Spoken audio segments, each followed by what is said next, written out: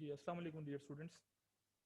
आज हम decision making जो है उसे फर्दर कंटिन्यू करेंगे शॉर्ट टर्म डिसीजन मेकिंग के हवाले से। लास्ट टाइम हम डिस्कशन कर रहे थे, उसमें हमने जो लिमिटिंग फैक्टर एनालिसिस है वो डिटेल से डिस्कस किया था, और आज हम जो है वो लिमिटिंग फैक्टर एनालिसिस जो है उसको भी देखेंगे।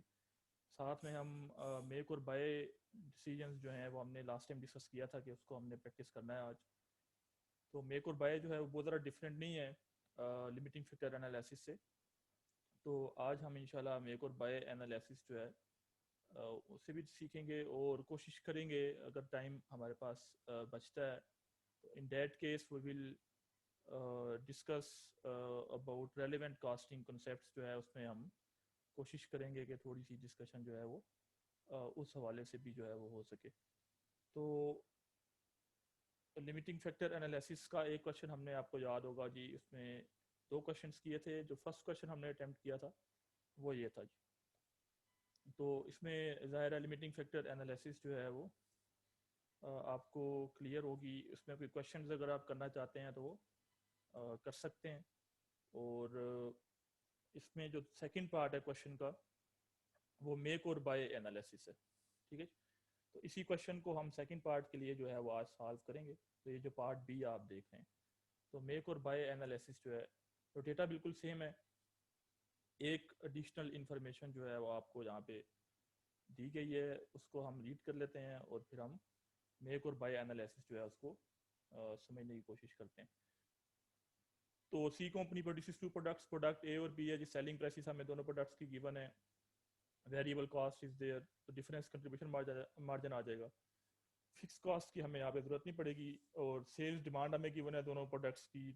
मैक्सिमम मशीन आवर्स जो हैं वो 7000 मशीन आवर्स हैं। तो ये हमने लास्ट टाइम भी डील किया था। 4 आवर्स चाहिए एक यूनिट ए का बनाने के लिए, और प्रोडक्ट बी का एक यूनिट बनाने के लिए वी नीड 1 मशीन आवर, ठीक है। तो ये जो है डेटा बिल्कुल सेम है। इसमें पार्ट बी जो है वो आप देखेंगे, assume that all the data is the same except that we are able to subcontract the products for an additional variable cost of rupee 1 per unit for A and 0.5 rupees per unit for B।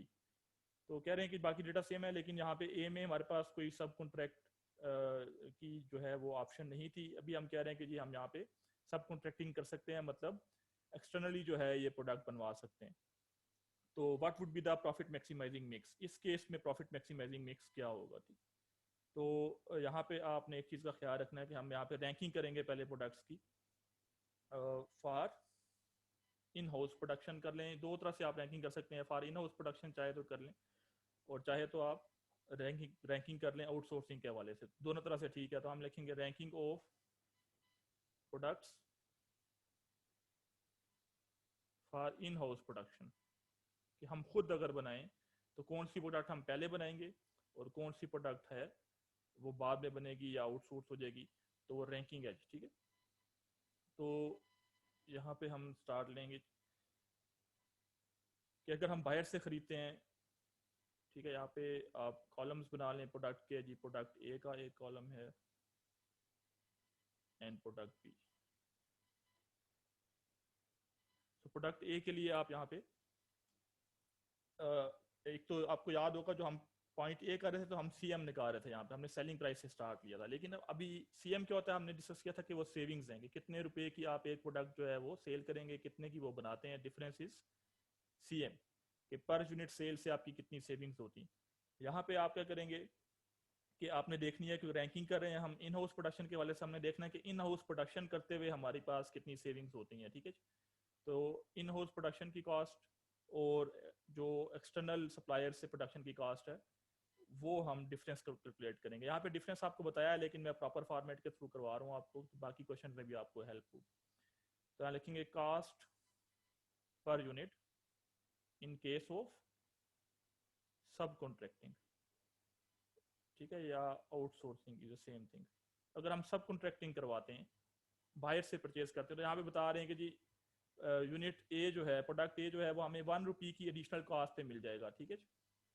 तो additional cost is 1 रुपी, और B के लिए additional cost is 0.5। Additional variable cost कितनी है जी, ए की 8 है, उसमें 1 का इंक्रीज आ जाएगा, इसका मतलब हमें ये 9 रुपीज़ पर यूनिट पे मिलेगा। ठीक है, हम यहाँ पे सेविंग्स डायरेक्ट लिख सकते हैं, लेकिन मैं एक स्टेप एक्स्ट्रा करवा रहा हूँ, उसकी हमें इस क्वेश्चन में जरूरत नहीं है, लेकिन बाकी क्वेश्चन में जरूरत पड़ेगी। तो कुछ क्वेश्चन में हमें ये 9 दिया जाता है कि बायर से आपको कितने रुपए का यूनिट मिलेगा। तो हमें उसने इस क्वेश्चन में डिफरेंस दिया है कि 1 रुपी एक्स्ट्रा हम पे करेंगे एडिशनल वेरिएबल कॉस्ट। तो पहले वेरिएबल कॉस्ट कितनी है 8, तो 1 रुपी एडिशनल है, इसका मतलब है हमें आउटसाइड सप्लायर से 9 रुपीज़ की ये प्रोडक्ट मिल जाएगी। ठीक है, इसी तरह से जो आप बी को देखें तो बी जो है वो एडिशनल है हमारे पास 0.5, तो ऑलरेडी कॉस्ट 6 है, तो 6.5 का हमें बाहर से मिलेगा। ठीक है, तो हम खुद बनाते हैं तो कितने का बनाते हैं, तो वो आप यहाँ पे लिखा करेंगे जी, वेरिएबल कॉस्ट पर यूनिट। ठीक है, in case of in house production. अगर हम खुद बनाएं तो हम यहाँ पे 8 रुपीज़ का बना रहे हैं और ये 6 का बना रहे हैं, तो डिफरेंस उसने इस क्वेश्चन में डिफरेंस बता दिया। तो आप इस क्वेश्चन का स्टार्ट यहाँ से भी ले सकते हैं 1 और 0.5 से, क्योंकि ये 1 और 0.5 गिवन है क्वेश्चन में।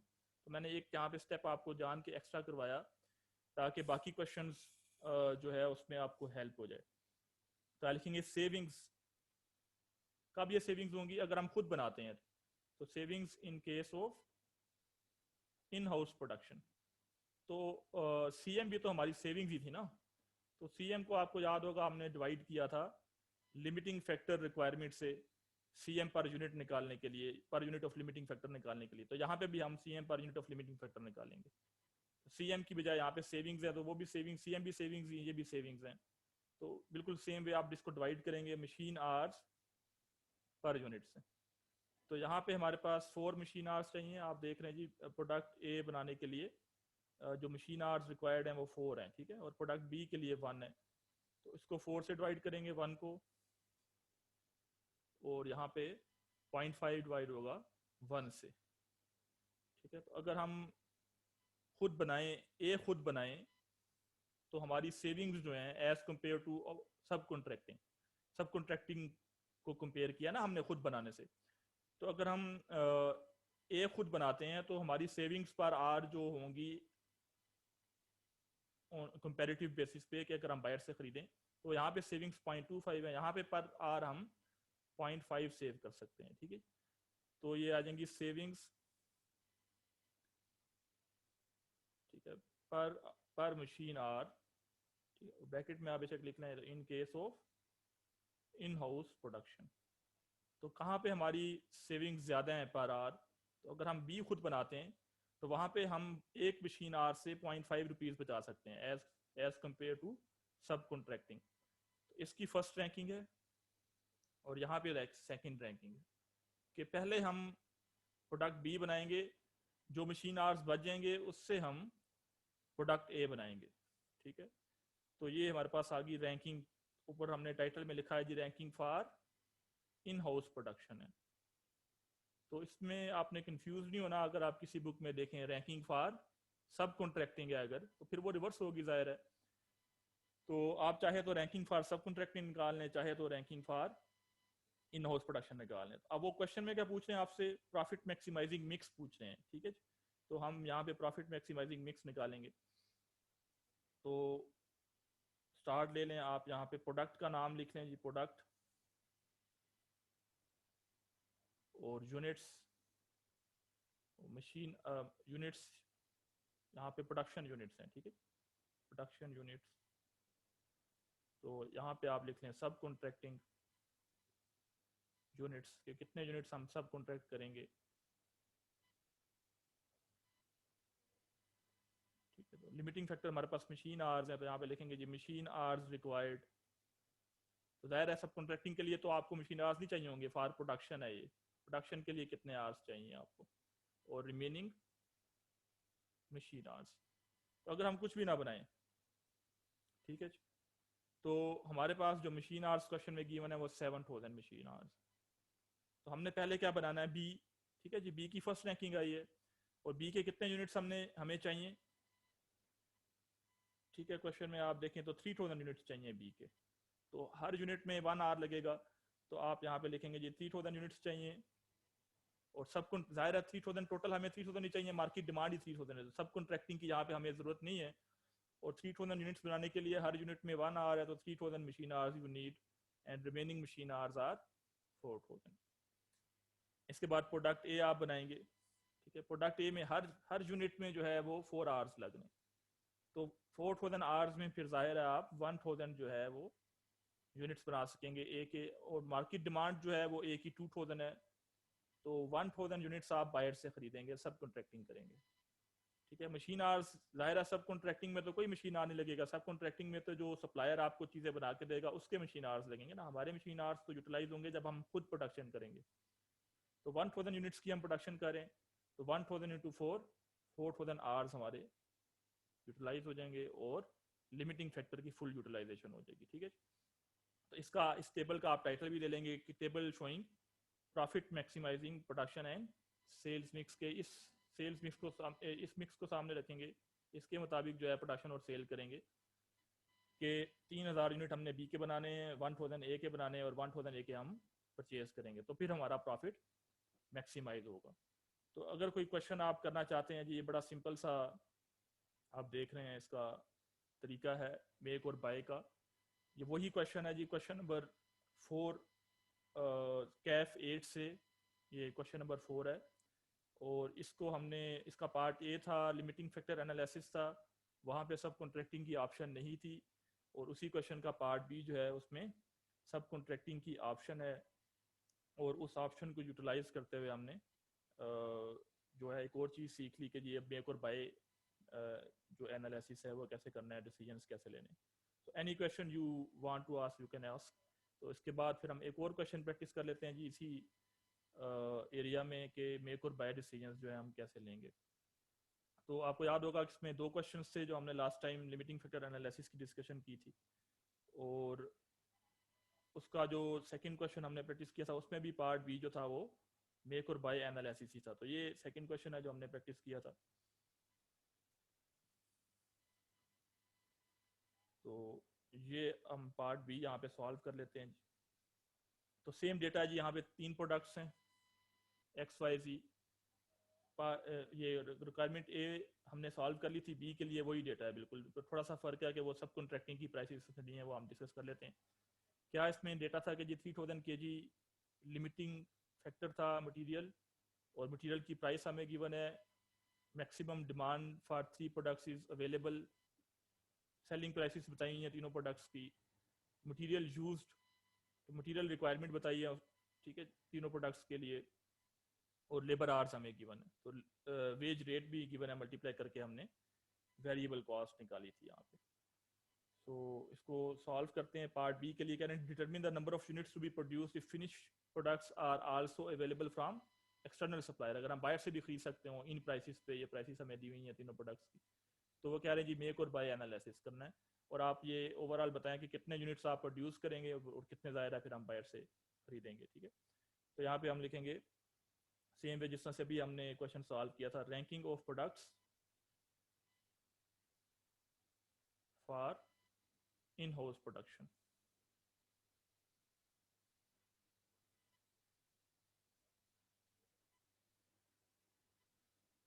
तो प्रोडक्ट्स का आप कॉलम बना लेंगे, product x Y ji,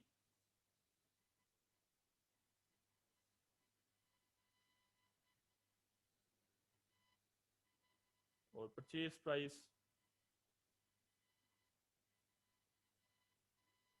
from external supplier.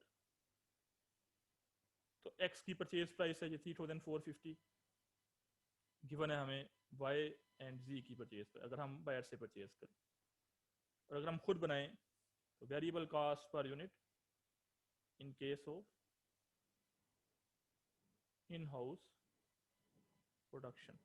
तो ये हमने लास्ट लेक्चर में भी जो है वेरिएबल कॉस्ट कैलकुलेट की थी। लास्ट लेक्चर में वेरिएबल कॉस्ट क्यों कैलकुलेट हुई थी, क्योंकि हमने सीएम पर यूनिट निकालना था। सीएम पर यूनिट हमने कैसे निकाला था, सेलिंग प्राइसेस से हमने माइनस किया था वेरिएबल कॉस्ट को, और जो डिफरेंस था वो सीएम था। सीएम को फिर हमने डिवाइड किया था लिमिटिंग फैक्टर से, रिक्वायरमेंट से, और हमारे पास जो है वो वैल्यू आ गई थी CM per unit of limiting factor.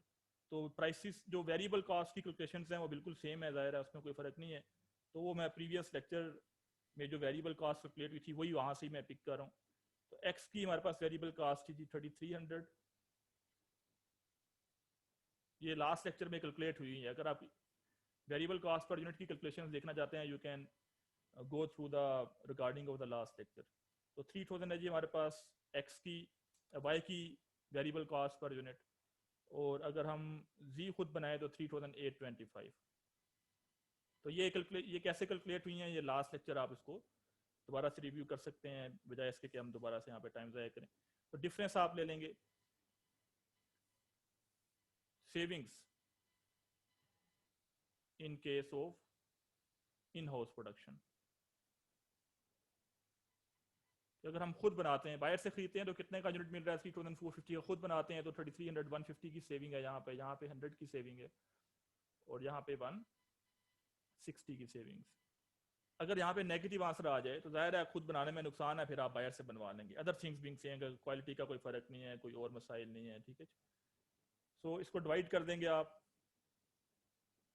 KGs per unit से, ठीक है। लिमिटिंग फैक्टर है ना मटीरियल केजीज पर यूनिट से डिवाइड कर देंगे। तो मटीरियल केजीज आप देखें यहाँ पे हमें क्वेश्चन में गिवन है कि जो मटीरियल केजी एक्स के 1.6 हैं, वाई 1.2 1.8, तो 1.6 1.2 एंड 1.8 से आप डिवाइड कर देंगे।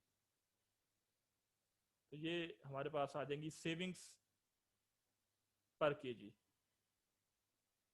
तो सेविंग्स पर केजी किस केस में ये सेविंग्स हैं, इन केस ऑफ इंटरनल या इन हाउस प्रोडक्शन, खुद अगर हम बनाए। तो ये सिंपल डिवीजन आप करेंगे 150 डिवाइडेड बाय 6,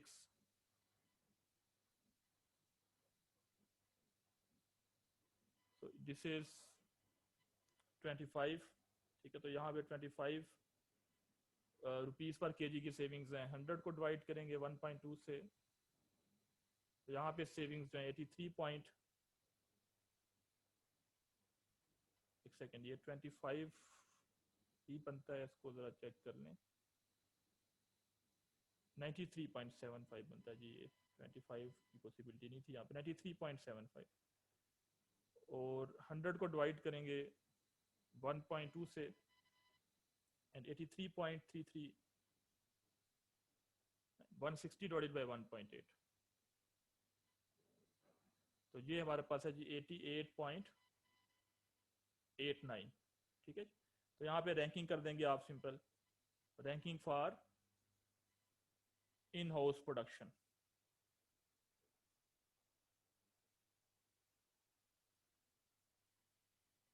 तो सिंपल इसमें यहाँ पे आपकी रैंकिंग हो जाएगी। फर्स्ट सबसे पहले आप प्रोडक्ट एक्स बनाएंगे खुद अगर बनानी है। इसके बाद सेकंड रैंकिंग है, जो मटेरियल हमारे पास बच जाएगा वो हम जी में यूज़ करेंगे।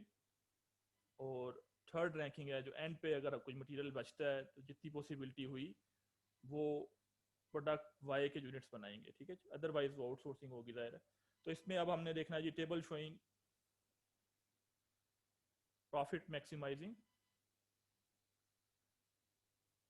Production and sales mix. तो ये हम लिमिटिंग फैक्टर एनालिसिस में भी बनाते हैं और इस केस में भी। तो लेकिन फ़र्क सिर्फ एक चीज़ का है यहाँ पे कि लिमिटिंग फैक्टर एनालिसिस के केस में हमारे पास ऑप्शन नहीं होती आउटसोर्सिंग की। तो आउटसोर्सिंग का ज़ाहिर है फिर हम कॉलम नहीं बनाते हैं, ठीक है। यहाँ पे आउटसोर्सिंग की ऑप्शन है तो आउटसोर्सिंग का कॉलम हम बनाएंगे, ठीक है। प्रोडक्ट प्रोडक्शन यूनिट्स और आउटसोर्सिंग या सब कॉन्ट्रैक्टिंग यूनिट्स, कितने यूनिट्स हम सब कॉन्ट्रैक्ट कर देंगे, और केजीज रिक्वायर्ड फॉर प्रोडक्शन। ज़ाहिर है सब कॉन्ट्रैक्ट करेंगे तो सब कॉन्ट्रैक्टर जो है वो मटेरियल यूज़ करेगा, ठीक है। यहाँ पे हमें कितने केजीज चाहिए वो आ जाएंगे, और रिमेनिंग मटेरियल केजीज, तो रिमेनिंग केजीज को हम यहाँ पे, तो कितने केजीज हैं टोटल हमारे पास इस क्वेश्चन में,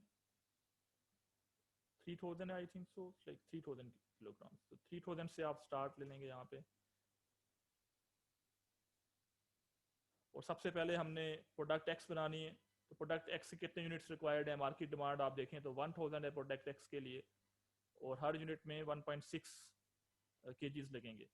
तो 1000 यूनिट्स हम बनाएंगे, मार्केट डिमांड से ज़्यादा नहीं बनाएंगे, और 1600 kgs यहाँ पे यूज़ हो जाएंगे 1.6 इंटू 1000, और 1400 जो है 3000 माइनस 1600 रिमेनिंग kgs हैं।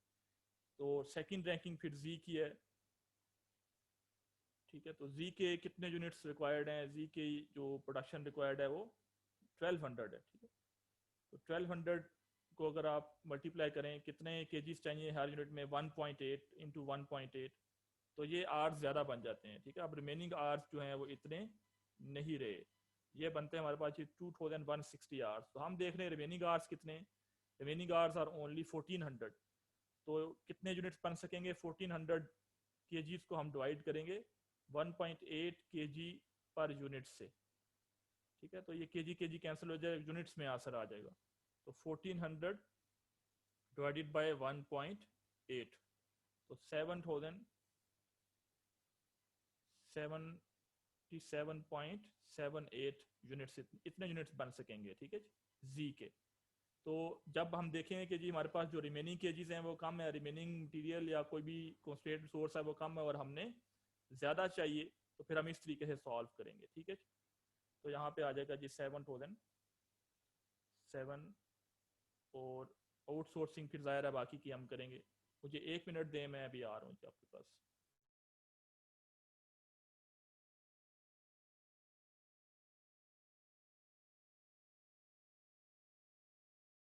नॉकिंग, मैं ऑफिस में हूँ तो मैं अकेला था तो मुझे देखना पड़ा। एनीवेज, तो 778 यूनिट्स जो हैं आप बनाएंगे। टोटल यूनिट्स हमें कितने चाहिए, तो आप देख सकते हैं जी टोटल यूनिट्स हमारे पास जो रिक्वायर्ड हैं 1200 यूनिट्स हैं जी के। तो 1200 यूनिट्स और 778 जो है उसका डिफरेंस आप ले लेंगे, तो 422 यूनिट्स जो हैं वो आप खुद बनाएंगे। तो यहाँ पे 420 वो आउटसोर्सिंग हमें करनी पड़ेगी। तो मटेरियल ख़त्म हो गया, यहाँ पे 778 यूनिट्स आपने बनाने थे, बना सकेंगे, और वो 1400 केजीज आपकी जो हैं वो ख़त्म हो जाएंगे, और रिमेनिंग यहाँ पे, ठीक है जी, 0 केजीज बच। अब वाई है यहाँ पे लास्ट में, तो हम तो जी भी पूरा नहीं बना सके ना जो सेकंड रैंकिंग है, ठीक है। तो वाई को अगर आप देखें कि वाई के कितने यूनिट्स हमें चाहिए, वाई के यूनिट्स हैं जो रिक्वायर्ड हैं, जो मार्केट डिमांड है, डेट इज 800 यूनिट्स। तो 800 यूनिट्स जो हैं वो हम खुद तो नहीं बना सकते, मटेरियल ख़त्म हो चुका हुआ है, वो हम आउटसोर्स करें। तो उसमें ज़ाहिर है जब आप आउटसोर्स करें तो there is no involvement of material usages, और रिमेनिंग मटेरियल ऑलरेडी ख़त्म हो चुका हुआ है।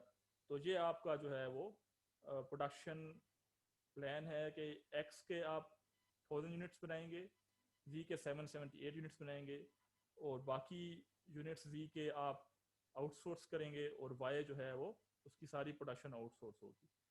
तो यहाँ तक अगर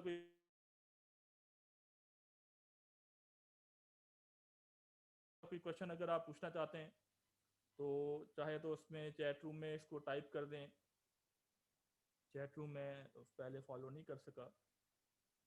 अगर मोर देन वन कंस्ट्रेंट हो, ठीक है, तो अब देखें अगर एक से ज़्यादा कंस्ट्रेंट हो तो उस केस में फिर ये तरीका यूज़ नहीं होगा, वो आपके कोर्स में नहीं है, वो SMA में आप पढ़ेंगे, और उस केस में लीनियर प्रोग्रामिंग जो है वो आपके कोर्स में शामिल होगी, ठीक है जी। अगर एक से ज़्यादा लिमिटिंग फैक्टर हो तो उस केस में लीनियर प्रोग्रामिंग आप देखेंगे, अगर SMA का कोर्स, तो उसमें लीनियर प्रोग्रामिंग जो है वो तकरीबन कोर्स का 20% है, ठीक है। तो जब मल्टीपल लिमिटिंग फैक्टर्स हों कि जी मटेरियल भी शॉर्ट है, उसमें लेबर की भी मसाइल हैं, ठीक है, इन that case you will go for limiting factor analysis using linear programming। उसमें फर्दर दो मेथड है, ग्राफिकल मेथड है और सेकेंड मेथड है वहाँ पे सिंप्लेक्स मेथड। तो वो आप SMA में सीखेंगे जी, एक से ज़्यादा जब होगा। शेडो प्राइसिंग क्या होती है, शेडो प्राइसिंग हम डिस्कस भी करेंगे। अभी आपको के पूछ रहे हैं जी शेडो प्राइस। शेडो प्राइस होती है कि अगर हमें लिमिटिंग फैक्टर जो है ना, जिस तरह से यहाँ पे हमारे पास क्वेश्चन में लिमिटिंग फैक्टर है जो मटेरियल केजी, ठीक है। अगर हमें 1 kg मजीद मिल जाए, ठीक है, 1 kg, अगर अभी अभी अभी कितने केजीज हमारे पास अवेलेबल हैं, 3000 केजीज। तो अगर हमें 1 kg मजीद मिल जाए तो उस 1 kg से हमारा प्रॉफिट कितना बढ़ेगा, that is called shadow pricing. ठीक है, तो वो हम डिटेल से डिस्कस भी करेंगे। एक स्टूडेंट पूछ रहे थे जी शैडो प्राइसिंग क्या होती है, और वो भी आप ज़रा डिटेल में वो यूज़ होती है जब लीनियर प्रोग्रामिंग होती है। उसमें जब सिंप्लेक्स मेथड है वो बड़ा कॉम्प्लेक्स है, उसमें टेबल्स बनते हैं, टेबल्स में एक रो होती है वो हमें बता रही होती है जी उसमें शैडो प्राइसिंग, बीच में उस टेबल के बीच में सर्टेन वेरिएबल्स हमें शैडो प्राइसिंग बता रहे होते हैं। तो सिंगल फैक्टर में कोई इतना इंपॉर्टेंट नहीं है ये शैडो प्राइसिंग का कॉन्सेप्ट, और अगर एक से ज़्यादा होगा कॉन्स्टेंट रिसोर्स तो लीनियर प्रोग्रामिंग यूज होगी, वो आपके कोर्स में नहीं है। तो जाहिर आपके कोर्स में नहीं है तो आपको जो क्वेश्चन फेस करने पड़ेंगे वो भी सिंगल लिमिटिंग फैक्टर होंगे। ठीक है, तो एक क्वेश्चन यहाँ पे आ रहा है जी, ये जब मटेरियल ख़त्म हो जाता है, जब कोई भी रिसोर्स है जो कॉन्स्टेंट रिसोर्स है, जब वो ख़त्म हो जाए, कम हो मतलब, तो ये जी की कैलकुलेशन कह रहे हैं जी कि जी की हमने कैसे यूनिट्स निकालें। तो ये ज़रा समझ लें कि अब देखा हमने यहाँ पे कि हमारे पास रिमेनिंग केजीज जो हैं वो 1400 हैं। ठीक है, फिर मैंने ऊपर कैलकुलेशन की कि हमें जी के कितने यूनिट्स चाहिए 1200, और एक यूनिट में 1.8 केजीज लगने हैं, तो टोटल केजीज हमें चाहिए 2160। जो केजीज हमारे पास अवेलेबल हैं वो सिर्फ 1400 हैं। ठीक है, इसका मतलब है हम 1200 यूनिट्स नहीं बना सकेंगे। तो हम कितने यूनिट्स बना सकेंगे, तो रिमेनिंग जो रिसोर्स रह जाता है उसको यूजेज से हमने डिवाइड कर दिया। तो 1400 केजीज हैं तो 1.8 पर केजी पर यूनिट है, तो केजी कैंसिल हो गया, यूनिट्स में आंसर आ गया कि 1400 से इतने यूनिट्स बनेंगे। ठीक है, तो वो यूनिट्स हमने लिख दिए, राउंड ऑफ कर दिया उसको कि 778 यूनिट्स जो हैं वो यहाँ पे बनेंगे। ठीक है, तो 778 यूनिट्स लिख दिए। हमें तो टोटल 1200 चाहिए, बाकी हम बाहर से परचेज करेंगे।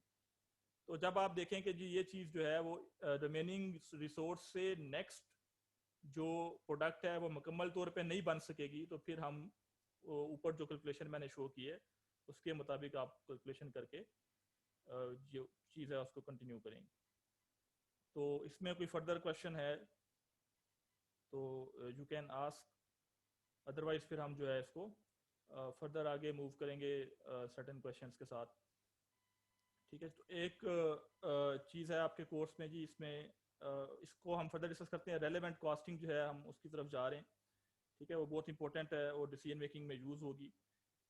शॉर्ट टर्म डिसीजन मेकिंग में भी उसका बड़ा रोल है और लॉन्ग टर्म डिसीजन मेकिंग में भी। रेलेवेंट कॉस्टिंग, तो आपने एलिमेंट्स ऑफ कॉस्ट वगैरह डिटेल से सीखे हुए हैं कि कॉस्ट आपने देखा है जी, मेजर उसमें जो कॉस्ट है वो मटेरियल कॉस्ट, लेबर कॉस्ट और ओवरहेड्स वगैरह हैं। ठीक है, तो रेलेवेंट कॉस्ट क्या होती है कि cost that can have impact on decision making one way और द अदर। किसी भी तरह से आपके डिसीजन को जो चीज़ अफेक्ट करेगी वो रेलिवेंट है आपके लिए। अगर कॉस्ट इन्फॉर्मेशन है वो तो उसको रेलिवेंट कॉस्ट कह देंगे। तो यहाँ मैनेजमेंट अकाउंटिंग में अगर कोई ऑर्डर आ जाए फॉर एग्जांपल, तो हम देखते हैं जी कि उस ऑर्डर से इंक्रीमेंटल रेवेन्यूज कितने हैं, कितना रेवेन्यू बढ़ेगा। ठीक है जी, और कॉस्ट कितनी बढ़ेगी। तो हम देखेंगे अगर रेवेन्यू में इंक्रीज ज़्यादा है कॉस्ट में इंक्रीज से, तो ऐसे ऐसे जो ऑर्डर्स हैं उन्हें हम एक्सेप्ट करते हैं। तो कैसे पता चलेगा जी कि कॉस्ट ज़्यादा है या कम है रेवेन्यू से, तो रेलेवेंट कॉस्ट की कैलकुलेशंस आपको आती होंगी। देन यू कैन चेक कि जी हमारे पास जो कॉस्ट है वो एक्सीड कर रही है इंक्रीमेंटल रेवेन्यू से या उससे कम है, और उसकी बुनियाद पे फिर हम जो है वो एक्सेप्टेंस और रिजेक्शन डिसीजंस लेंगे। रेलेवेंट कॉस्ट को ही सामने रख के प्राइसिंग डिसीजंस भी लिए जाते हैं। ठीक है, तो ये जो रेलेवेंट कॉस्टिंग है ये प्राइसिंग डिसीजंस में भी यूज़ होगी आपके कोर्स में। एक्सेप्टेंस और रिजेक्शन में भी यूज़ होगी, वो भी आपके कोर्स में है। प्राइसिंग स्पेशल ऑर्डर्स वो भी आपके कोर्स में। तो 3-4 जगहों पे जो है इसका रोल है। इसके अलावा ये लॉन्ग टर्म डिसीजन मेकिंग में जो सर्टेन मेजर्स है, नेट प्रेजेंट वैल्यू, IRR वगैरह, वहाँ पे जो है वो लॉन्ग टर्म डिसीजन मेकिंग में भी जो रेलेवेंट कॉस्टिंग की बेस पे ही आप इंफॉर्मेशन जो है वो सेलेक्ट करके उसका एनालिसिस करते हैं।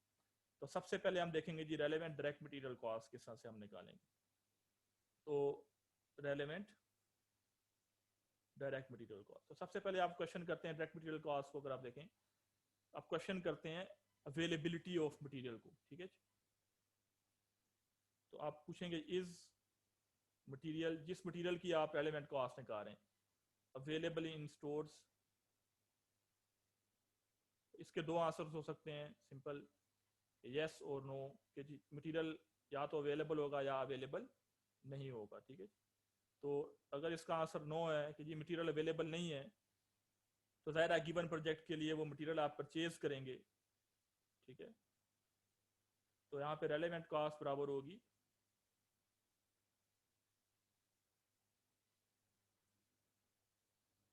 करंट परचेज प्राइस,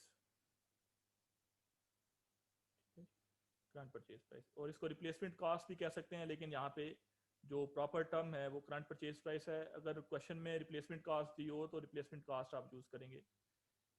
तो करंट रिप्लेसमेंट कॉस्ट क्या होती है कि जी वो उस ऐसे मटेरियल के लिए इस्तेमाल होती है जो ऑलरेडी हमारे पास मौजूद है, लेकिन किसी और पर्पस के लिए रखा हुआ है हमने, इस पर्पस के लिए नहीं है वो। तो अगर हम इस पर्पस में यूज कर लेते हैं तो we need to replace the material then, तो वो जाहिर है वो भी जो रिप्लेसमेंट होगी वो आमतौर पर करंट परचेज प्राइस पे ही होती है, ठीक है। तो सेकंड आंसर इज पॉसिबल कि जी मटेरियल स्टोर्स में है। तो आप अगर मटेरियल स्टोर में हो तो आप नेक्स्ट क्वेश्चन पूछेंगे, ठीक है, कि मटेरियल स्टोर में क्यों है जी। या तो वो रेगुलरली आप यूज़ करते हैं इसलिए है, ठीक है, या वो किसी पर्पस के लिए परचेज किया था, अनयूज रह गया, तो इसलिए आपके पास स्टोर्स में मौजूद है।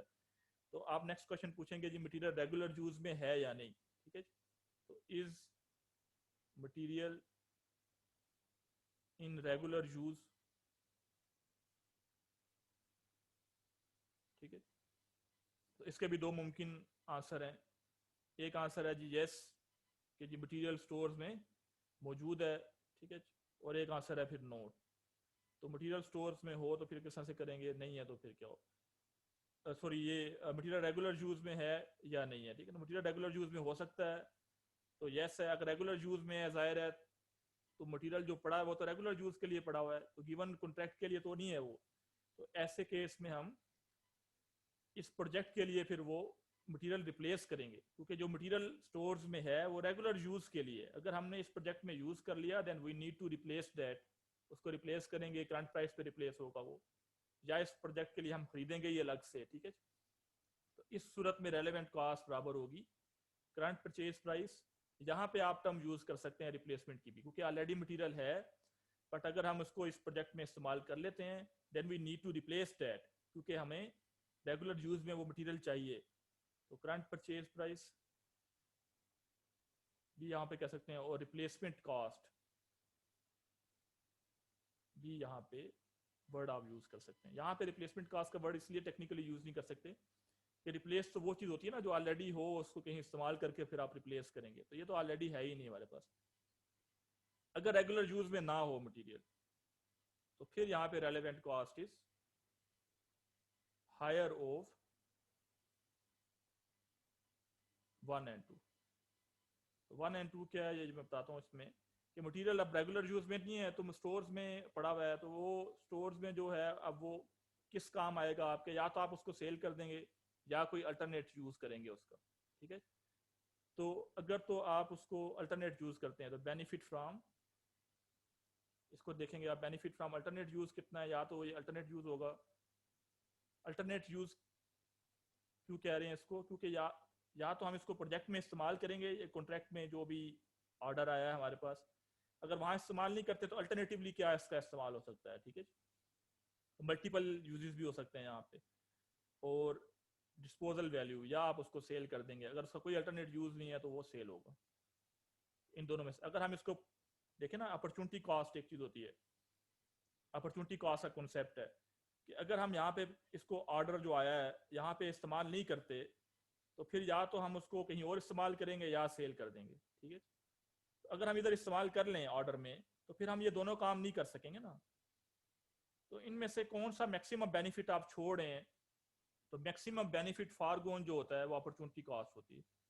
इन दोनों में से जो हायर है वो आपकी रेलेवेंट कॉस्ट है, अपॉर्चुनिटी कॉस्ट आपकी रेलेवेंट कॉस्ट होती है, वो अभी हम डिस्कस भी करेंगे फर्दर। तो आपने देखना है कि जी अगर हम अगर ये बेनिफिट फ्रॉम अल्टरनेट यूज ज्यादा है तो फिर रेलेवेंट कॉस्ट ये हो जाएगी, अगर डिस्पोजल वैल्यू ज्यादा तो फिर रेलेवेंट कॉस्ट डिस्पोजल वैल्यू होगी। तो इसमें अगर कोई क्वेश्चन आप करना चाहते हैं तो आप पूछ सकते हैं, मैं इसमें आपको जो है वो एक क्वेश्चन सॉल्व भी करवा देता हूँ, बिल्कुल इसी से रिलेटेड जो है कि इन्हीं कॉन्सेप्ट्स जो अभी हमने स्केच देखा है इसका रेलेवेंट कॉस्ट ऑफ मटेरियल जो है उसकी कैलकुलेशन के हवाले से।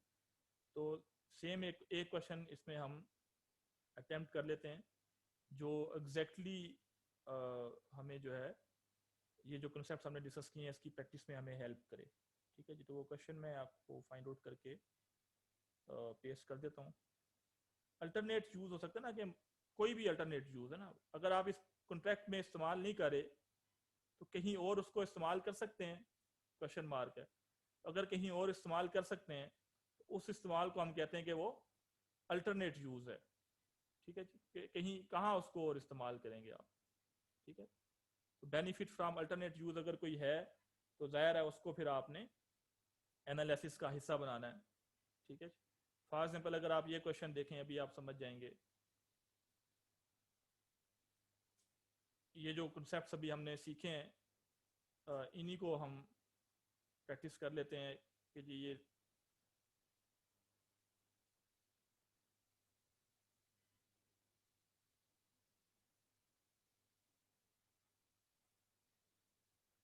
वो कहीं अरेज हो गए शायद, नहीं वो सही से शो नहीं हो रहे। एनीवेज, तो ये कॉन्सेप्ट्स हैं जो भी हमने डिस्कस किए हैं और इसी से रिलेटेड एक क्वेश्चन है, तो बिल्कुल ये सारे कॉन्सेप्ट्स यहाँ पे अप्लाई होंगे। ठीक है, तो आप देखें इसमें कह रहे हैं कि company is considering whether to agree to do a job for a customer, it has sufficient spare capacity। spare capacity का होना जरूरी है यहाँ पे। ये कैफ से ही है जी, ये 14.2 क्वेश्चन है चैप्टर 14 का, सेकंड क्वेश्चन है कैफ 8 से। तो रेलेवेंट कॉस्टिंग के दो चैप्टर हैं कैफ 8 में, एक चैप्टर 12 है, एक चैप्टर 14 है। तो 12 वाले कुछ क्वेश्चन हम देख ये सॉरी ये चैप्टर 12 से है 12.2। तो 14 के हमने कुछ क्वेश्चन जो है किए हैं, फर्दर हमने उसको करना है।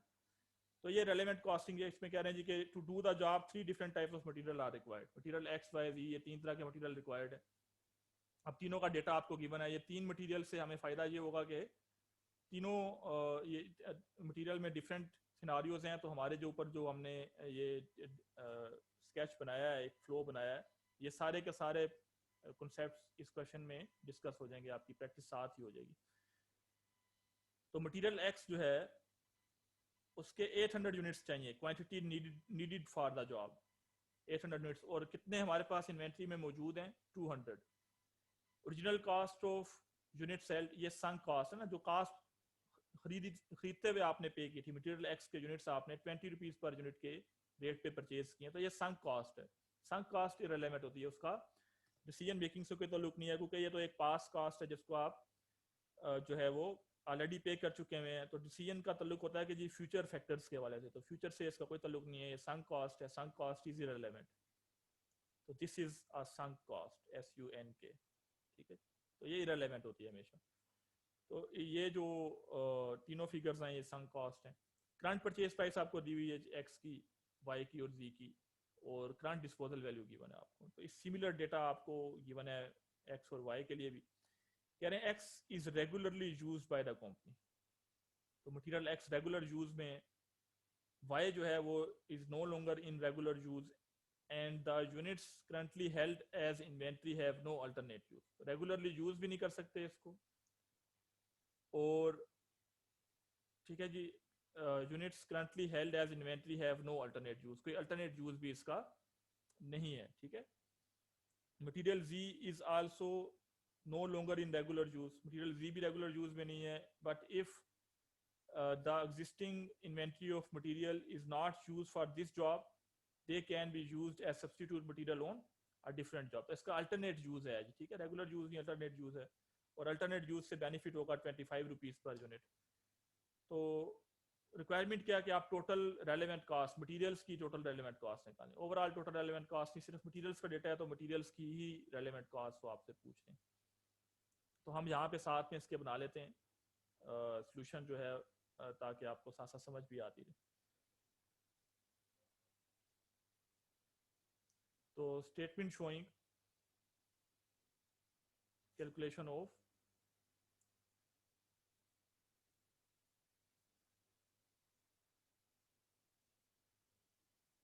Total direct material, total relevant direct material cost. ठीक है,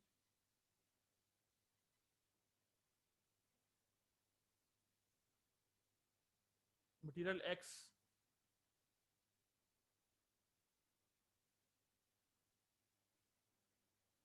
एक्स रेगुलर यूज में। अब यहाँ पे आप देखेंगे कि कितने यूनिट्स चाहिए मटेरियल एक्स के। 800 यूनिट्स चाहिए। तो 200 यूनिट्स हमारे पास हैं और 600 नहीं है। तो 200 हैं तो 200 के लिए हमारा आंसर यस है फर्स्ट क्वेश्चन का जी, वो स्टोर्स में है या नहीं। और 600 के लिए हमारा आंसर नो है, 600 यूनिट्स हमारे पास नहीं है। तो 600 हम परचेज करेंगे तो रेलेवेंट कॉस्ट क्या है, करंट परचेज प्राइस। तो 600 की relevant cost current purchase price है। 200 हमारे पास स्टोर में है तो हम नेक्स्ट क्वेश्चन की तरफ जाएंगे। Is the material in regular use. तो इसका आंसर भी क्वेश्चन में दिया हुआ है कि जी यस ये एक्स जो है वो रेगुलर यूज में है। तो इन 200 की करंट ये रेलेवेंट कॉस्ट क्या है, वो भी करंट परचेज प्राइस है। तो चाहे ये 600 यूनिट्स हों और चाहे ये 200 यूनिट्स हों, दोनों यूनिट्स की जो रेलेवेंट कॉस्ट है वो करंट परचेज प्राइस है। तो इनको अलग अलग फिर लिखने की हमें ज़रूरत नहीं है। हम यहाँ पे लिखेंगे जी 800 यूनिट्स हैं और सब के सब टोटल यूनिट्स की जो 800 यूनिट्स हैं उनकी प्राइस क्या लिखेंगे, 800 यूनिट्स और उनकी relevant cost current purchase price है। तो करंट परचेज प्राइस आप यहाँ पे देखें ये 23 है एक्स की, तो 23 रुपीज़ पर यूनिट। तो ये आप मल्टीप्लाई कर लें सिंपल 23 इंटू 800, तो ये रेलेवेंट कॉस्ट आ जाएगी मटीरियल एक्स की। तो ये बनता है जी 18,400। इसके बाद मटीरियल वाई है।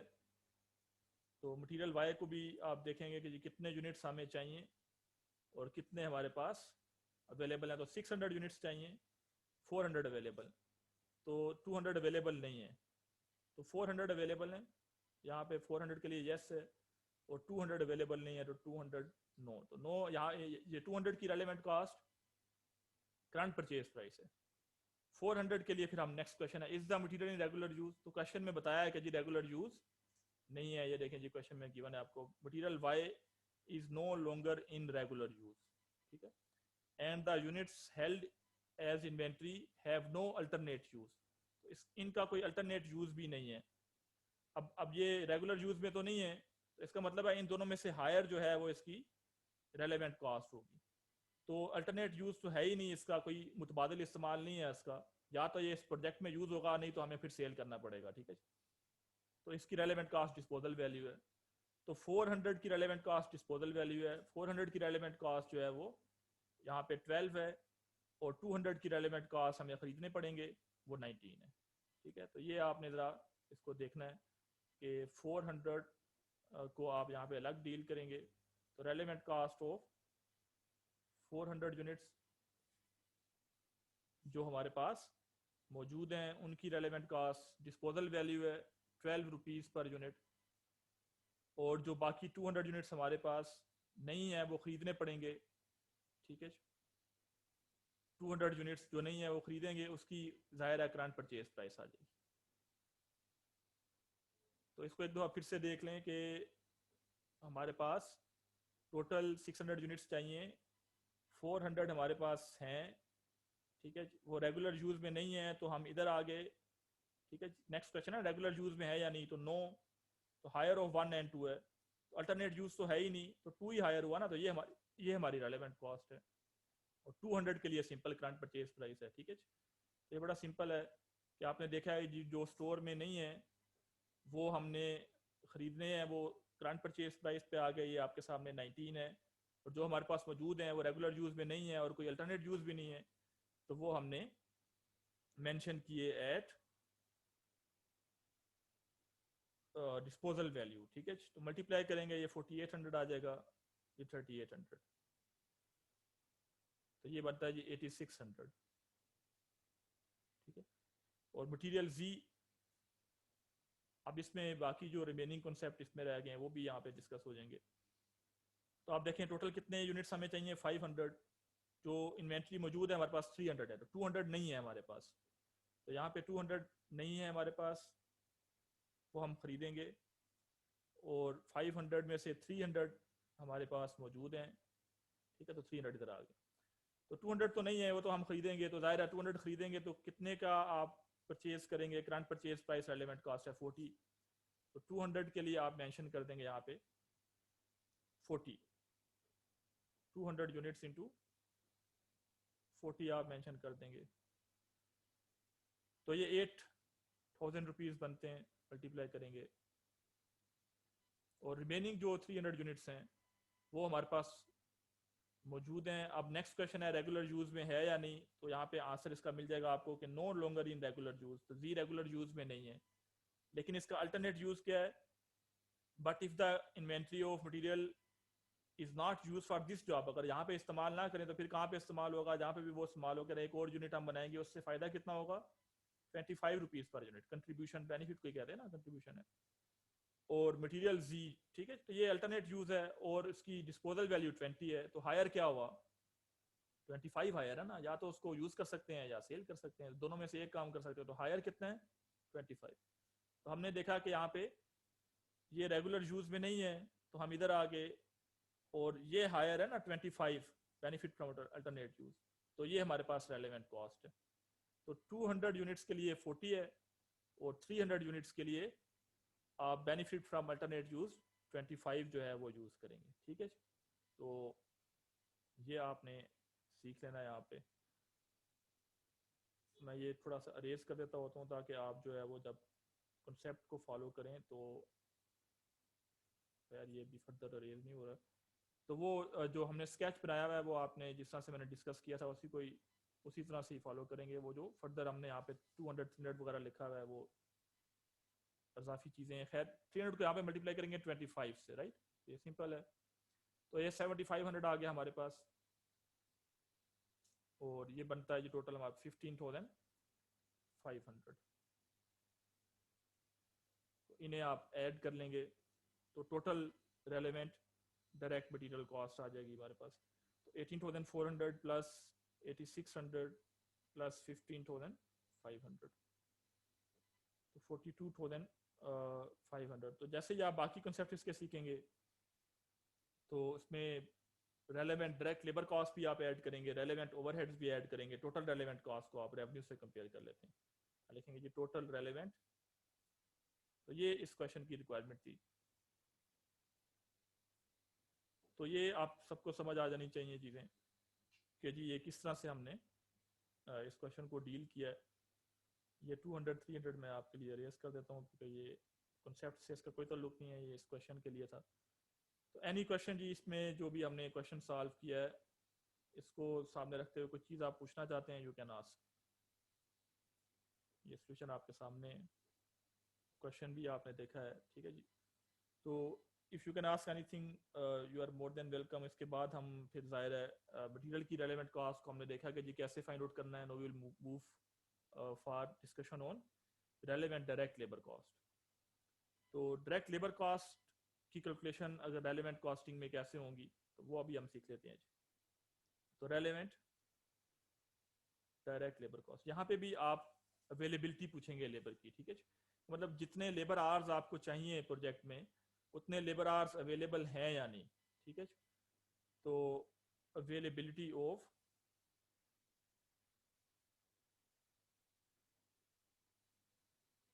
Direct labour hours,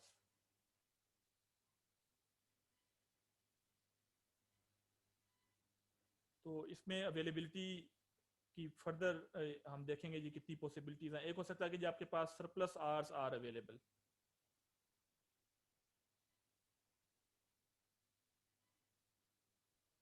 surplus hours का क्या मीनिंग है कि आप ऑलरेडी कस्टमर ये लेबरर्स को पे कर रहे हैं, ठीक है जी, लेकिन आप मुकम्मल आवर्स जो है वो यूज़ नहीं कर रहे। फॉर एग्जांपल आप वर्कर्स को पे करें फॉर 40 आवर्स अ वीक, लेकिन काम इतना नहीं है कि आप 40 आवर्स जो है वो यूटिलाइज कर सकें।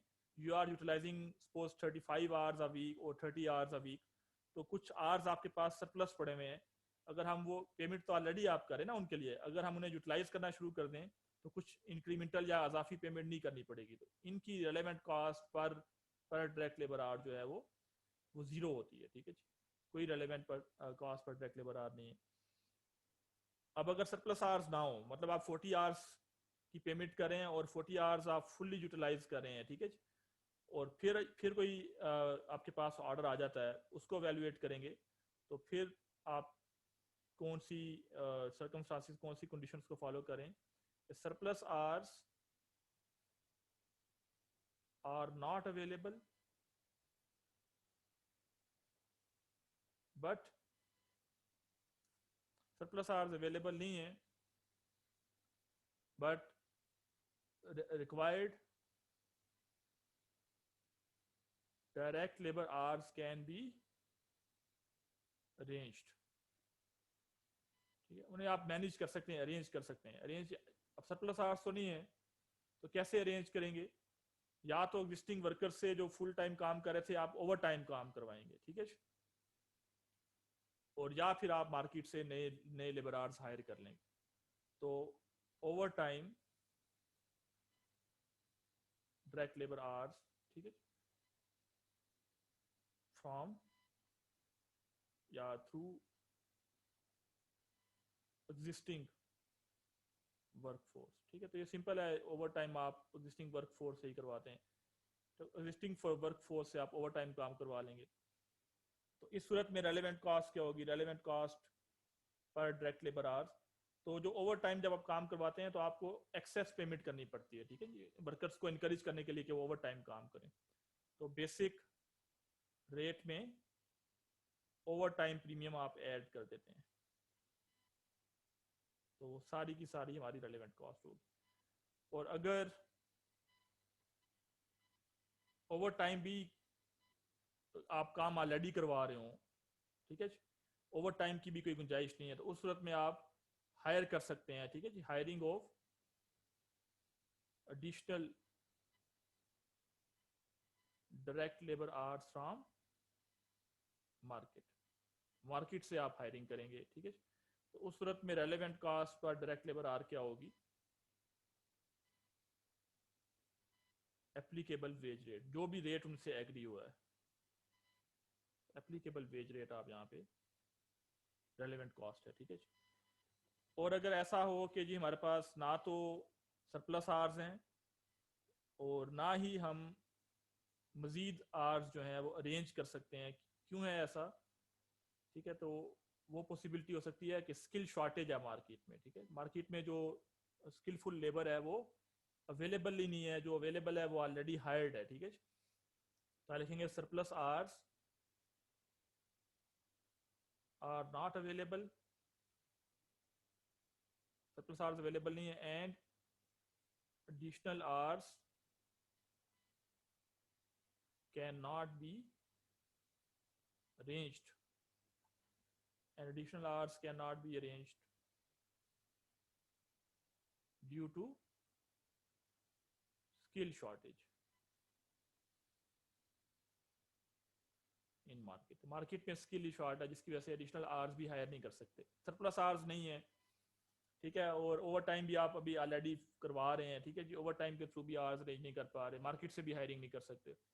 तो ऐसी सूरत में अगर आप ऑर्डर ले लेते हैं तो उस सूरत में आप किसी एग्जिस्टिंग प्रोडक्ट में काम रोक के शिफ्ट करेंगे लेबर इस प्रोडक्ट के लिए. तो ऐसी सूरत में relevant cost per direct labour our जो होगी वो एक होगी basic wage rate, wage rate उसमें आ जाएगा, और प्लस जो प्रोडक्ट आप बनाना छोड़ देंगे उसमें जो बेनिफिट होता है CM पर डायरेक्ट लेबर आवर, वो भी हमारी अपॉर्चुनिटी कॉस्ट है, वो भी यहाँ पे रेलेवेंट कॉस्ट होगी, ठीक है. तो ये डायरेक्ट लेबर कॉस्ट की रेलेवेंट कॉस्ट फाइंड आउट करने के डिफरेंट सिनारियोज हैं. इसके अलावा अगर कोई सिचुएशन है तो जाहिर है फिर हम गिवन सिचुएशन को सामने रखते हुए क्वेश्चन में उसको डील करते हैं, ठीक है. आमतौर पे यही सिचुएशंस होती हैं. इससे रिलेटेड अगर कोई क्वेश्चन आप पूछना चाहें you can ask.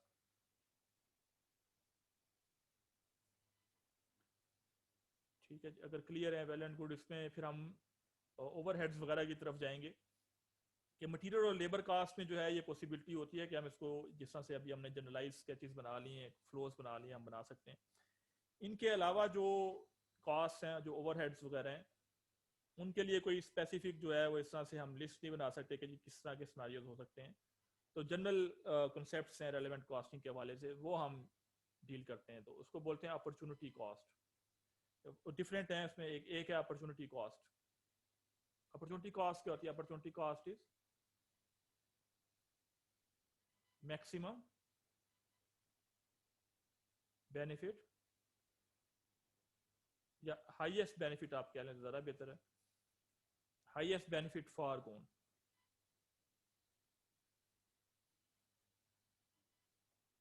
Is the highest benefit for कौन? ठीक है।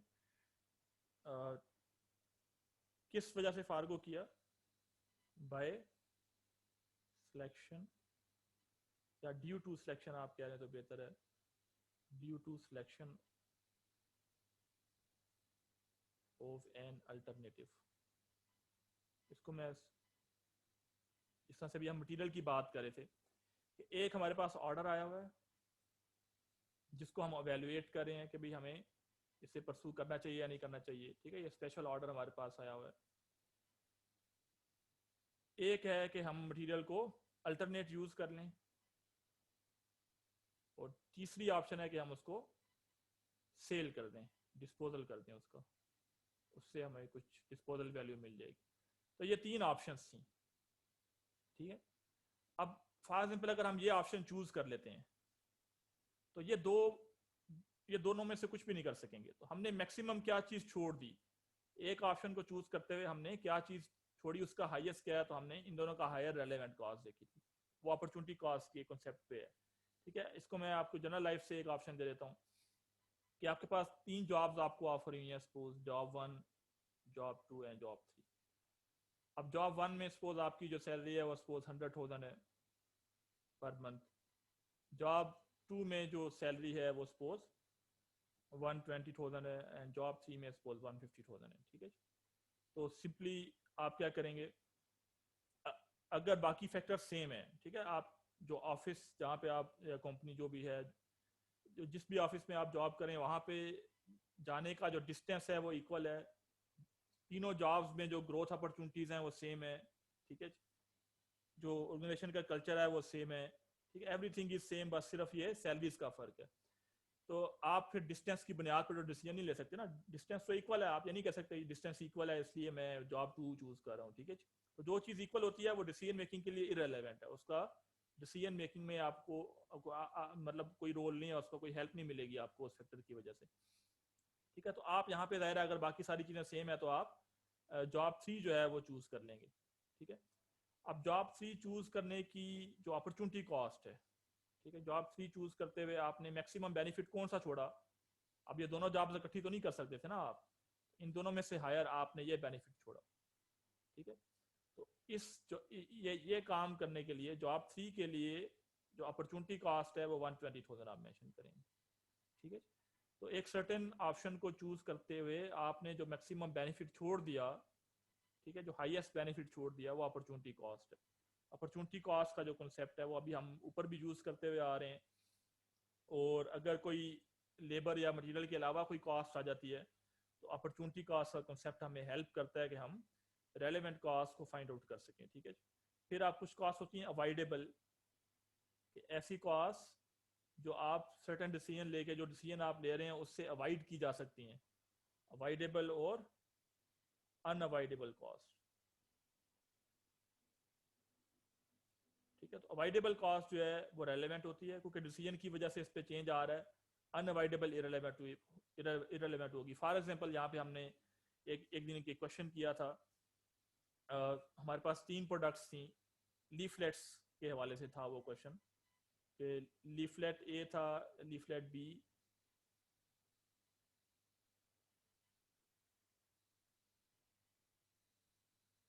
और लीफलेट सी। उसमें आपको याद हो शायद कि एक थी specific fix cost, specific fix cost, यहाँ पे स्पेसिफिक फिक्स कॉस्ट थी, स्पेसिफिक फिक्स कॉस्ट, स्पेसिफिक, एक थी जनरल फिक्स कॉस्ट।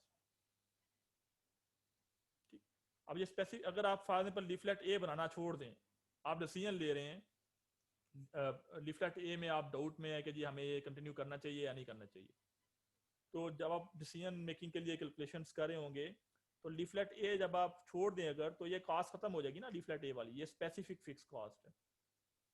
तो इस तरह के डिसीजन में कि हम लीफलेट ए को कंटिन्यू करें या ना करें, ये जो कॉस्ट है specific fix cost for a, this is relevant क्योंकि ये अवॉइड हो सकती है आपके डिसीजन से। अगर आप डिसीजन लेते हैं इसको हम अबेंडन कर दें, लीफलेट ए बनाना छोड़ दें, तो ये कास्ट आपकी बच जाएगी। अगर आप डिसीजन लेते हैं जी इसको कंटिन्यू रखें तो ये कास्ट यहाँ ही रहेगी, तो ये चेंज हो रही है, डिफरेंशियल कास्ट है, ठीक है। इस पर फ़र्क पड़ रहा है, तो जो जिस कास्ट पे फ़र्क पड़ा हो, ठीक है, या जो कास्ट अवॉइड की जा सकती हो वो रेलेवेंट कॉस्ट होगी, तो ये रेलेवेंट कॉस्ट होती है अवॉइडेबल कॉस्ट। अनअवॉइडेबल कॉस्ट है ये जनरल फिक्स कॉस्ट है, अगर आप ए बनाना छोड़ें या ना छोड़ें ये कॉस्ट स्टिल आप बियर करेंगे। तो ए के इस डिसीजन से कि आप इसको कंटिन्यू करें या ना करें, this cost will remain unaffected, तो therefore this cost will be treated as irrelevant cost. जो अनअवॉइडेबल कॉस्ट होंगी वो इररेलेवेंट होंगी, ठीक है। इसी तरह से कुछ कॉस्ट होती है कमिटेड कॉस्ट। कमिटेड कॉस्ट वो होती है जो ऑलरेडी आप इनकर कर चुके हैं, जस्ट पेमेंट करना बाकी है, या कमिट कर चुके हैं आप, ठीक है। कमिटेड कॉस्ट जो होती है वो जाहिर है इररेलेवेंट है, ये चेंज नहीं हो सकती अब, ठीक है। और इसमें इसकी जो दूसरी एक्सट्रीम है वो है डिस्क्रिशनरी कॉस्ट, ठीक है। तो डिस्क्रिशन है, आपकी मर्जी है कि आप ये कॉस्ट इंकर करें, तो आपके डिसीजन से ये चेंज हो सकती है, ठीक है। तो डिस्क्रिशनरी कॉस्ट जो है वो रेलेवेंट कॉस्ट होती हैं आमतौर पे, और कमिटेड कॉस्ट जो है वो इररेलेवेंट कॉस्ट होती है, ठीक है। तो फ्यूचर कॉस्ट क्वेश्चन आप कर रहे हैं जी, फ्यूचर कॉस्ट प्लानिंग जो है, फ्यूचर कॉस्ट प्लानिंग कोई कॉस्ट तो नहीं है। फ्यूचर कॉस्ट प्लानिंग तो है कि जी आप कॉस्ट को प्लान करें जी फ्यूचर में कितनी कॉस्ट इंकर होगी, तो वो तो डिसीजन पे हम देखेंगे कौन से डिसीजन में कौन सी कॉस्ट रेलेवेंट है या नहीं, ठीक है। तो ये रेलेवेंट कॉस्टिंग का कॉन्सेप्ट डिसीजन मेकिंग से है। फ्यूचर कॉस्ट प्लानिंग तो यहाँ पे कोई इसका लॉजिक ही नहीं है, राइट। तो कमिटेड कॉस्ट और डिस्क्रिशनरी कॉस्ट हो सकती है। इसी तरह से अगर कोई कॉस्ट आपके डिसीजन लेने से कॉस्ट बढ़ी है, इंक्रीमेंटल कॉस्ट है वो रेलेवेंट होगी। कोई कॉस्ट कम हो रही है आपके डिसीजन लेने से, तो डिक्रीमेंटल कॉस्ट कहते हैं, चेंज हो रही है ना, तो वो भी रेलेवेंट है। वो डिफरेंशियल कॉस्ट कह देते हैं इन्हें आप, दोनों डिफरेंशियल कॉस्ट है ना कि चेंज हो रही है, वो दोनों एरियाज को कवर करती है, इंक्रीमेंटल को भी डिक्रीमेंटल को भी। तो ये रेलेवेंट कॉस्ट है, ठीक है। ये रेलेवेंट कॉस्ट है हमारे पास। तो कमिटेड कॉस्ट इररेलेवेंट है, डिस्क्रिशनरी कॉस्ट रेलेवेंट कॉस्ट है, ठीक है। तो रेलेवेंट के साथ मैं लिख रहा हूँ स्पेसिफिक फिक्स कॉस्ट आमतौर पर रेलेवेंट कॉस्ट होती है, ठीक है। अवॉइडेबल जो है वो रेलेवेंट कॉस्ट होती है आमतौर पे, और अपॉर्चुनिटी कॉस्ट हमने डिस्कस किया है वो रेलेवेंट कॉस्ट। अगर तो आपको क्लियर कट जो है वो चीज़ें जो हैं वो पता हो कि मतलब जिस तरह से मटेरियल की हम बात करें, जो हमने स्केच बनाया है, जो लेबर की हम बात करें, फिर आप जो है वो उन्हीं के मुताबिक जो जनरल प्रिंसिपल्स हमने डिस्कस किए उन्हीं के मुताबिक आप करेंगे। लेकिन अगर आपको कोई ओवरहेड्स के हवाले से कोई चीज़ फॉलो करनी पड़ती है, तो ये कुछ एडिशनल कॉन्सेप्ट्स हैं जो आपको हेल्प करेंगे कि जी आपने कितनी रेलेवेंट कॉस्ट जो है वो कैलकुलेशंस में शामिल करनी है और कौन सी अमाउंट शामिल नहीं होंगी, ठीक है। तो ये चैप्टर नंबर 12 मैंने आपको पढ़ने का कहा था, ये गैरिसन और नोरीन से, उसमें ये सारी चीज़ें शामिल हैं, ठीक है। और ये हमें जो फर्दर रिमेनिंग हमारे शॉर्ट टर्म डिसीजन मेकिंग के एरियाज रहते हैं वहाँ पे हमें हेल्प आउट करेगी, ठीक है, कि कैसे हम डिसीजंस लेंगे। तो कोई क्वेश्चन अगर आप पूछना चाहें रेलेवेंट कॉस्टिंग के कॉन्सेप्ट्स के हवाले से तो आप पूछ सकते हैं। अगर आपने रीडिंग किया तो ज़ाहिर है आप बेहतर पोजीशन में हैं कि आप क्वेश्चंस पूछें। तो एनी क्वेश्चन टिल हियर?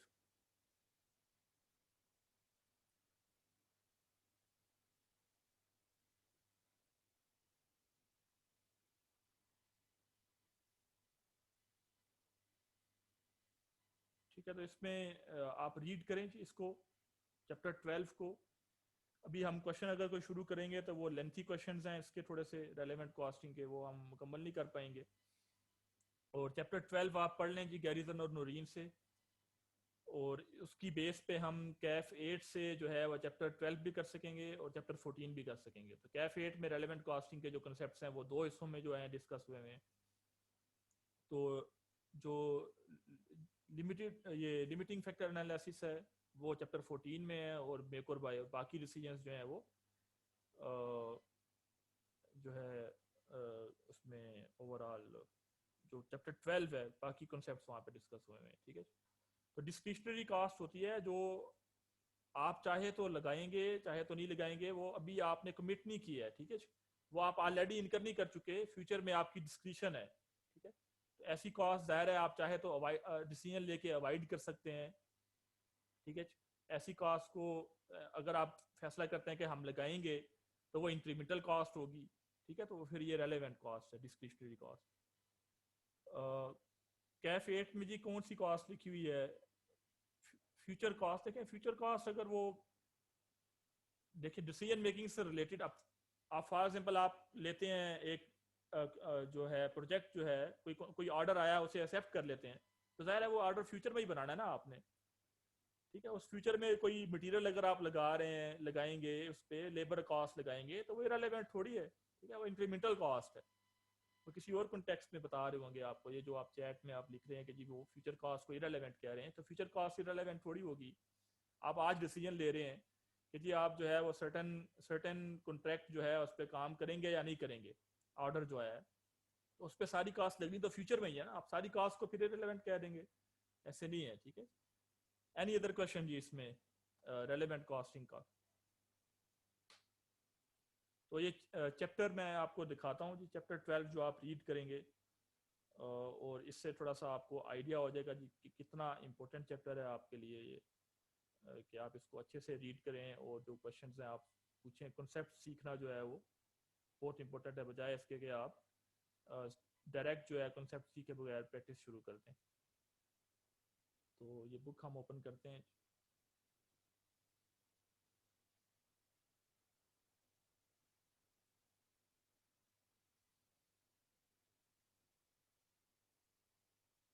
तो ये बुक आप देख रहे हैं, इसमें ये कंटेंट्स हैं हमारे पास।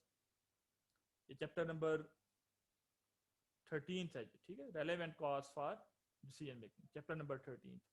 तो 578 पेज है, 578। तो ये रेलेवेंट कॉज। अब इसमें क्या क्या चीज़ें आ रही हैं, तो मैनेजर्स कह रहे हैं जी रेलेवेंट कॉस्ट का यूज़ करते हैं डिसीजन मेकिंग। आइडेंटिफिकेशन हम कैसे करेंगे, अवॉइडेबल कॉस्ट की बात हो रही है, संक कॉस्ट की बात हो रही है, डिफरेंशियल कॉस्ट हमने डिस्कस की है किसी हद तक चीज़ें, आपने इसको पढ़ना भी है ज़ाहिर है। Different cost for different purposes, तो हर डिसीजन के लिए कभी वो कॉस्ट जो है वो रेलेवेंट होगी, किसी और डिसीजन के लिए वही कॉस्ट ही रेलेवेंट होगी, ठीक है। ये आप एग्जांपल्स आपको दे रहे हैं, ठीक है।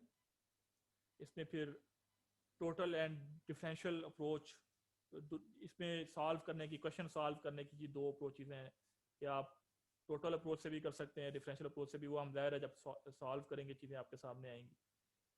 तो कह रहे हैं जी why to estimate relevant cost decision making के लिए। रेलेवेंट कॉस्ट जरूरी, अगर आप रेलेवेंट कॉस्ट की बजाय सारी कॉस्ट शामिल कर देते हैं तो आप गलत डिसीजन की तरफ जाएंगे, ठीक है। एक प्रॉफिटेबल चीज़ को आप रिजेक्ट कर देंगे। अगर आप कम कॉस्ट शामिल करते हैं तो एक चीज़ आप एक्सेप्ट कर लेंगे जो लॉस की तरफ आपको लेके जाएगी। तो बड़ी ज़रूरी चीज़ें।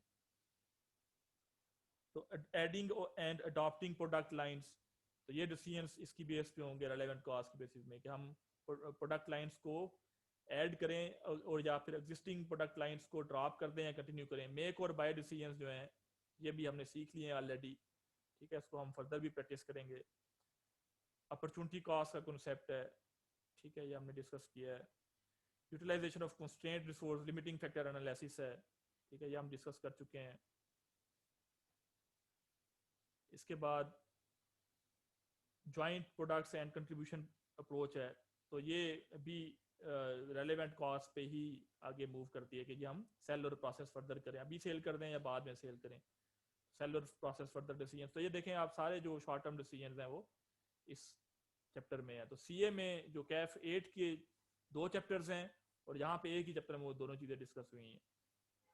और कोलिन डुरे में चैप्टर नंबर 9 है, तो चाहे तो आप इसको कोलिन डुरे से पढ़ लें चैप्टर नंबर 9, चाहे तो आप इसको ये मैनेजरियल अकाउंटिंग, ये जो गैरिजन नूरीन है यहाँ पे चैप्टर नंबर 13 से पढ़ लें, चाहे तो आप सीए की बुक से फिर 2 चैप्टर पढ़ लें, चैप्टर नंबर 12 और चैप्टर नंबर 14। स्पेशल ऑर्डर्स यही होते हैं जो आप रेगुलर प्रोडक्ट्स बना रहे हैं, वो तो रेगुलर है बेसिकली। स्पेशल ऑर्डर्स हैं या तो रेगुलर प्रोडक्ट में ही कस्टमर कहता है मैं कम प्राइस पे खरीदना चाहता हूँ, तो वो स्पेशल ऑर्डर हो जाएगा। या कस्टमर कहता है जी कि मुझे स्पेशल प्रोडक्ट, डिफरेंट तरह की प्रोडक्ट बना के दें, वो स्पेशल ऑर्डर्स हो जाएंगे, ठीक है जी। स्पेशल ऑर्डर्स ही हैं ये जो रेलेवेंट कॉस्टिंग में, स्पेशल ऑर्डर्स को ही हम मेनली फोकस करेंगे, ठीक है। तो कोई और क्वेश्चन है तो ये आप पूछ सकते हैं, फिर हम आज का लेक्चर क्लोज करेंगे इंशाल्लाह, और कमिंग लेक्चर में फिर इसको आगे बढ़ाएंगे रेलिवेंट कॉस्टिंग को। और ये मोस्ट इंपॉर्टेंट टॉपिक है जी रेलिवेंट कॉस्टिंग आपके कोर्स में। शॉर्ट टर्म डिसीजन मेकिंग में भी यूज़ होगा, लॉन्ग टर्म डिसीजन मेकिंग में भी यूज़ होगा। अगर कैपेसिटी शॉर्ट हो, कह रहे हैं जी अगर कैपेसिटी हमारे पास है ही नहीं स्पेशल ऑर्डर को एंटरटेन करने के लिए, तो इसका मतलब है हम कुछ बना रहे हैं ना जो हमारे पास कैपेसिटी नहीं है, तो वो बनाना छोड़ेंगे फिर हम ऑर्डर को पूरा करने के लिए। तो फिर जो हम चीज़ छोड़े हैं उसकी अपॉर्चुनिटी कॉस्ट शामिल करते हैं हम। ठीक है जी।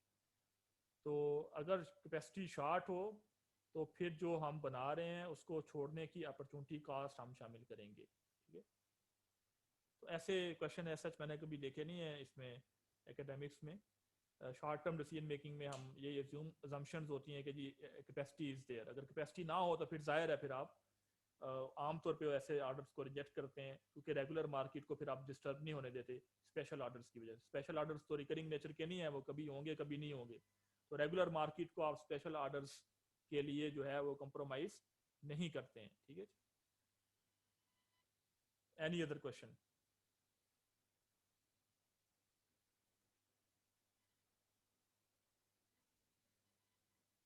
तो अपना ख्याल रखें जी, इंशाल्लाह कमिंग लेक्चर में आप रीडिंग करके आएँ जो चैप्टर्स मैंने बताए हैं, और इसको फिर हम आगे कंटिन्यू करेंगे जी इंशाल्लाह। थैंक यू सो मच जी, अपना ख्याल रखें। अल्लाह हाफिज़।